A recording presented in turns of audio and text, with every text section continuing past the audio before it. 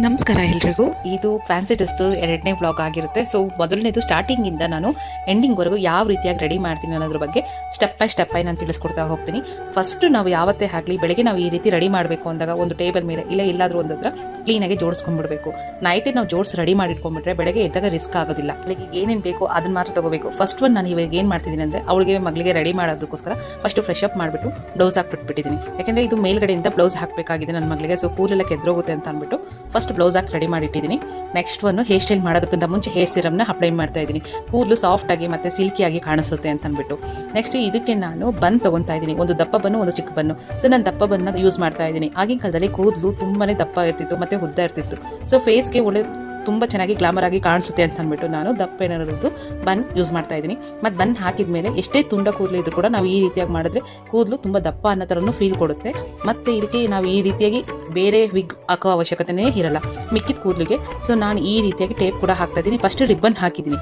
Ribbon ಹಾಕಿದ ಮೇಲೆ ಟೇಪ್ನ ಕಟ್ತಾ ಇದ್ದೀನಿ. ಚಿಕ್ಕ ಮಕ್ಕಳು ಮತ್ತು ಪುಡಿ ಕೂದಲಿರೋದ್ರಿಂದ ಬೇಗ ಕೂದಲು ಆಚೆ ಬರುತ್ತೆ ಅನ್ನೋದಕ್ಕೋಸ್ಕರ ಬ್ಲ್ಯಾಕ್ ಕಲರ್ದು ಟೇಪ್ ತಗೊಂಡು ಈ ರೀತಿಯಾಗಿ ರೋಲ್ ಆಗಿ ಕಟ್ಕೊತಾ ಇದ್ದೀನಿ. ಕೂದಲು ಏನೇ ಇದ್ರೂ ಆಚೆ ಕಡೆ ಬರೋದಿಲ್ಲ. ಸೊ ರಿಬ್ಬನಲ್ಲಿ ಹಾಕ್ಬೋದು, ಆದರೆ ಈ ರೌಂಡ್ ಶೇಪ್ ಇರುತ್ತಲ್ಲ ಅದು ಸ್ವಲ್ಪ ಹಾಳಾಗ್ಬಿಡುತ್ತೆ. ಹಾಳಾಗಬಾರ್ದಂತ ಆ ಥರ ನಾನು ಟೇಪಲ್ಲಿ ಕಟ್ಟಿದೆ. ನೆಕ್ಸ್ಟು ಯು ಪಿನ್ಸಲ್ಲಿ ನಾವು ಪುಡಿ ಕೂದಲು ಎಲ್ಲೆಲ್ಲಿ ಬರ್ತಾ ಇರುತ್ತೋ ಅಲ್ಲಿಗೆಲ್ಲ ನಾವು ಯು ಪಿನ್ಸ್ನ ಹಾಕ್ತಾ ಇರಬೇಕು. ಆ ಥರ ಹಾಕೋದ್ರಿಂದ ಪುಡಿ ಕೂದಲು ಬರೋದಿಲ್ಲ ಮತ್ತು ಹಾಗೆ ಕೂತ್ಕೊಳ್ಳುತ್ತೆ. ಈ ಆರ್ಟಿಫಿಷಿಯಲ್ ಫ್ಲವರ್ ತೊಗೊಂಡಿದ್ದೀನಿ ಟೂನ. ಸೊ ಫಸ್ಟ್ ಒಂದು ಬಂದುಬಿಟ್ಟು ಡೌನಲ್ಲಿ ಕಟ್ತೀನಿ. ನೆಕ್ಸ್ಟ್ ಒಂದು ಬಂದು ಅಪ್ಪರಲ್ಲಿ. ಆ ಥರ ಕಟ್ಟೋದ್ರಿಂದ ಸ್ವಲ್ಪ ಹೂವು ರೌಂಡಾಗಿ ತುಂಬ ಚೆನ್ನಾಗಿ ಜಡೆ ಕಾಣಿಸುತ್ತೆ. ಇದ್ರ ಜೊತೆಗೆ ನಾನು ಜಡೆ ಬೆಲ್ಲೆ ಕೂಡ ಆ್ಯಡ್ ಮಾಡ್ತಾ ಇದ್ದೀನಿ. ಜಡೆ ಬೆಲ್ಲೆಯನ್ನು ನಾವು ಸೂಜಿ ಮತ್ತು ದಾರದಲ್ಲಿ ಬೇಕಾದ್ರೆ ಪೋಣಿಸ್ಕೊಂಡು ನಾವು ಹೊಲಿಬಹುದು. ಇದು ಬನ್ಗೆ ಹೋಗುತ್ತೆ. ಇಲ್ಲ ಅಂದರೆ ಯು ಪಿನ್ಸ್ ಇತ್ತಂದರೆ ಯು ಪಿನ್ ಮೂಲಕ ಮಾಡ್ಬೋದು. ಯು ಪಿನ್ಸ್ ಇದ್ದರೆ ತುಂಬ ಒಳ್ಳೆಯದು. ಸೊ ಯು ಪಿನ್ನಲ್ಲಿ ನಾವು ಚುಚ್ಚಿದ್ರೆ ಅದು ಆಲ್ಮೋಸ್ಟ್ ಬನ್ನಿಗೆ ಚುಚ್ಕೊಳ್ಳುತ್ತೆ. ಫಸ್ಟ್ ಒಂದು ಬಂದುಬಿಟ್ಟು ನಾನು ಮಗಳಿಗೆ ಕೋರಿಸ್ಬಿಟ್ಟು ಸಮಾಧಾನವಾಗಿ ಸನ್ಸ್ಕ್ರೀನ್ನ ಅಪ್ಲೈ ಮಾಡ್ತಾ ಇದ್ದೀನಿ. ಸನ್ಸ್ಕ್ರೀನ್ ಅಪ್ಲೈನ ಬಾಡಿಗೆ ಅಂದರೆ ಕತ್ತಿಗೆ, ಹಿಂದೆಗಡೆ ಕತ್ತು ಮತ್ತು ಕಿವಿ ಹತ್ರ ಎಲ್ಲ ಅಪ್ಲೈ ಮಾಡಬೇಕಾಗುತ್ತೆ. ಈವನ್ ನಾವು ಮೇಕಪ್ ಮಾಡಬೇಕಾದ್ರೆ ಅಲ್ಲೆಲ್ಲ ಹೋಗುತ್ತೆ. ನೆಕ್ಸ್ಟ್ ಅದಾದಮೇಲೆ ಮಾಯ್ಶ್ಚರೈಸರ್ನ ಅಪ್ಲೈ ಮಾಡ್ತಾ ಇದ್ದೀನಿ.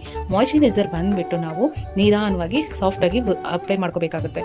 ಫಸ್ಟು ಇನ್ನೊಂದು ಏನಂತಂದರೆ ಆಯಿಲ್ ಸ್ಕಿನ್ ಇರೋರಿಗೆ 1 ಟೈಮ್ ಅಪ್ಲೈ ಮಾಡಿದರೆ ಸಾಕು. ಆದರೆ ಡ್ರೈ ಸ್ಕಿನ್ ಇರೋರಿಗೆ 2 ಟೈಮ್ಸ್ ಆದರೂ ಅಪ್ಲೈ ಮಾಡಬೇಕಾಗುತ್ತೆ. ಮಾಯ್ಶ್ಚರೈಸರ್ನ ಸ್ವಲ್ಪ ಜಾಸ್ತಿ ಅಪ್ಲೈ ಮಾಡೋದ್ರಿಂದ ಮೇಕಪ್ ಚೆನ್ನಾಗಿ ಕೂರುತ್ತೆ. ಸೊ ನನ್ನ ಮಗಳದು ಡ್ರೈ ಸ್ಕಿನ್ ಇರೋದ್ರಿಂದ ನಾನೊಂದು 2 ಟೈಮ್ಸ್ ಅಪ್ಲೈ ಮಾಡ್ತಾ ಇದ್ದೀನಿ ಕ್ಲೀನಾಗಿ. ಇಲ್ಲ ಅಂತಂದರೆ ಅವಳಿಗೆ ಮೇಕಪ್ ಸರಿಯಾಗಿ ಕೂರೋದಿಲ್ಲ. ಡ್ರೈ ಸ್ಕಿನ್ ಆಗಿರೋದ್ರಿಂದ ಮೇಕಪ್ ಅಂತ ಡ್ರೈನಾಗಿ ಕಾಣಿಸುತ್ತೆ. ಮೇಕಪ್ ಯಾವತ್ತಿದ್ರೂ ಡ್ರೈ ಸ್ಕಿನ್ ಅವ್ರಿಗೆ ಒಂಥರ ಚೆನ್ನಾಗಿರುತ್ತೆ.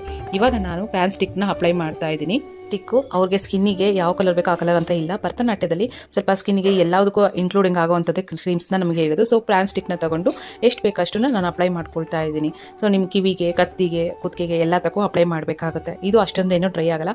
ಇಲ್ಲ ನೀವು ಕೈಯಲ್ಲಿ ಬೇಕಾದರೂ ನೀವು ಅಪ್ಲೈ ಮಾಡ್ಬೋದು. ಸೊ ನಾನು ನೆಕ್ಸ್ಟ್ ವೀಡಿಯೋದಲ್ಲಿ ಮುಂದಿನದು ಎಲ್ಲ ತೋರಿಸ್ಕೊಡ್ತೀನಿ. ಸೊ ಒಂದೇ ಇದರಲ್ಲಿ ನಾನು ಎಲ್ಲ ಅಪ್ಲೋಡ್ ಮಾಡೋದಕ್ಕಾಗೋದಿಲ್ಲ. ಯಾಕೆಂದರೆ ಪ್ರತಿಯೊಂದು ಕೂಡ ನಿಮಗೆ ಪಿನ್ ಟು ಪಿನ್ ನಾನು ಹೇಳ್ಕೊಡ್ಬೇಕಾಗುತ್ತೆ.